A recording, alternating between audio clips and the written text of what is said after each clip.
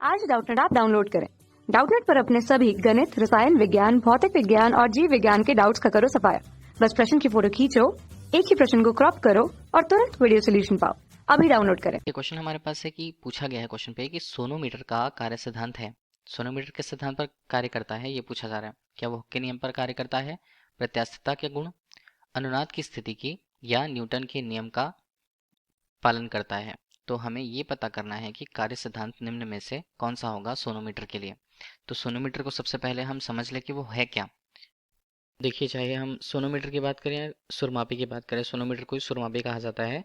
एक ऐसा यंत्र होता है जिसमें हम तनी हुई डोरियों में उत्पन्न अप्रगामी तरंगों को देख सकते हैं। तनी हुई डोरी के रूप में हम क्या उपयोग करेंगे, हम एक तन्य धातु का उपयोग करते हैं। ठीक है, तनी हुई डोरी या डोरी बनाने के लिए धातु की डोरी का उपयोग किया जाता है। अब जो तनी हुई डोरी है उनके कंपन नियमों का हम सत्यापन कर पाते हैं।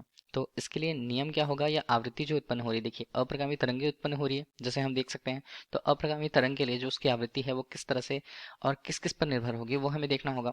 तो अभी हम बताएं कि तनी हुई डोरियों से इन कंपनों का सत्यापन कर सकते हैं और स्रोत की आवृत्ति ज्ञात की जा सकती है इसकी सहायता से। तब इस तरह से उस सोनोमीटर के लिए तनी हुई डोरी में उत्पन्न तनी हुई तनाव का जो मान होगा, अगर वो उसके स्वाभाविक आवृत्ति के बराबर होता है, तो तार की अगर स्वाभाविक आवृत्ति को तार में तनी हुई डोरी में उत्पन्न आवृत्ति के रूप में देखें, ठीक है, तो वो आवृत्ति किसके बराबर होगा, उस अप्रगामी तरंग के बराबर होगा। तो आवृत्ति को एन के रूप में स्पष्ट करते हैं। इसका मान होता है 1/2L। एल हमें क्या बताता है, लंबाई को बताता है उस तनी हुई डोरी के लिए, और ये होता है T/m के रूप में। तो T हमें उस तार में उत्पन्न तनाव को, M उस प्रति एकांक लंबाई में उस तार के लिए द्रव्यमान को प्रदर्शित करता है। तो ये तनी हुई डोरी में उत्पन्न आवृत्ति का मान है। लेकिन अगर हम यहाँ पर तार की त्रिज्या भी ले लें, उसके घनत्व की भी बात कर लें, और तनाव के रूप में जो पदार्थ हमने भार के रूप में उपयोग कर रखा है, सभी को साथ में लेकर के अगर हम तार की आवृत्ति कहें, तो तार की आवृत्ति को n के रूप में किससे व्यक्त किया जाएगा, 1/2L। ये तो हमारे पास हुआ।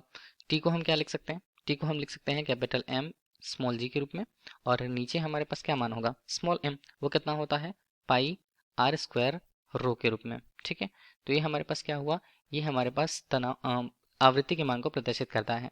तो ये सभी जो आधारित हैं वो किस पर आधारित होते हैं, देखिए ये सब आधारित हैं हुक के नियम पर। हुक का नियम क्या बताता है, प्रत्यास्थता की सीमा के अंतर्गत अगर हम किसी पदार्थ में क्या करें, अगर उस पर विरूपक बल लगाते हैं, तनाव बल लगाते हैं, जिस प्रकार का भी बल होता है उसमें होने वाली विकृति को अगर देखें, तो यह प्रत्यास्थता की सीमा के अंतर्गत जो उस तार में उत्पन्न प्रतिबल का मान होता है, प्रतिबल को अगर सिग्मा से प्रदर्शित हम कर दें, तो वो उसमें उत्पन्न हुई विकृति के मान के अनुक्रमानुपाती होती है, और यही होता है हुक का नियम, और इसी पर आधारित होते हैं सोनोमीटर।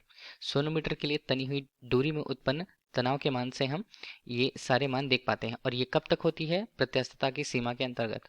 और प्रत्यास्थता की सीमा के अंतर्गत कार्य करने वाला सिद्धांत क्या होगा, हुक का नियम होगा। तो विकल्प ए जो है हुक का नियम, यही बताता है सोनोमीटर के कार्य सिद्धांत को। Thank you. कक्षा 6 से 12वीं से लेकर नीट, IIT, JEE वो एडवांस के लेवल तक 1 करोड़ से ज्यादा छात्रों का भरोसा। आज ही डाउनलोड करें डाउटनेट ऐप या व्हाट्सएप करें अपने सारे डाउट्स 8400 400 400 पर।